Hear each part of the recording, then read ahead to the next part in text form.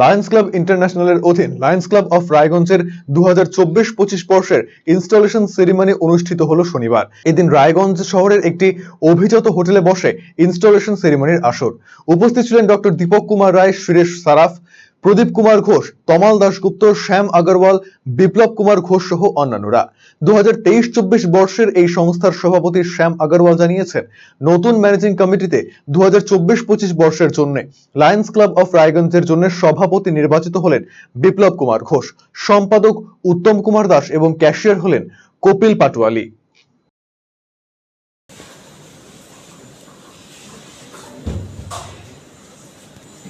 Under the same roof, it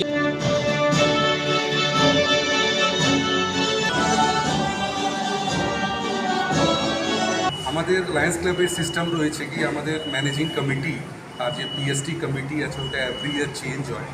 এই বছর আমাদের যে 24-25 লাইনিস্টিক ইয়ার আছে তার জন্য ক্লাব ইনস্টলেশন সেরেমনি আজকে আমাদের অর্গানাইজ করা হয়েছে।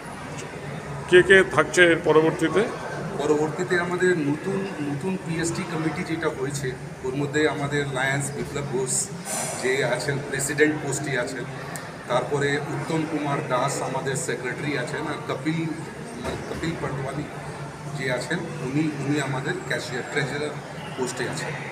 এই সংকল্প আমাদের লাইনিজমের সংকল্প আছে। আমাদের যে ডিস্ট্রিক্ট 322H আছে, আমাদের একটা ডিস্ট্রিক্ট অনেক বড় এরিয়া হয়ে আছে থাকে। আমাদের এই 322H ডিস্ট্রিক্টে মোর দেন 70-75 ক্লাবস আছে, তার মধ্যে একটা লায়ন্স ক্লাব অফ রায়গঞ্জ আছে।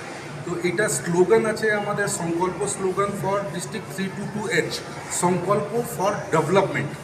আমাদের চ্যারিটেবল ইনস্টিটিউশন আছে কমপ্লিটলি, তো আমাদের ডেভেলপমেন্টের ব্যাপার থাকে। তো এই জন্য আমাদের এটা এই বছরের 23-24-এর যেটা আছে স্লোগান আছে সংকল্প।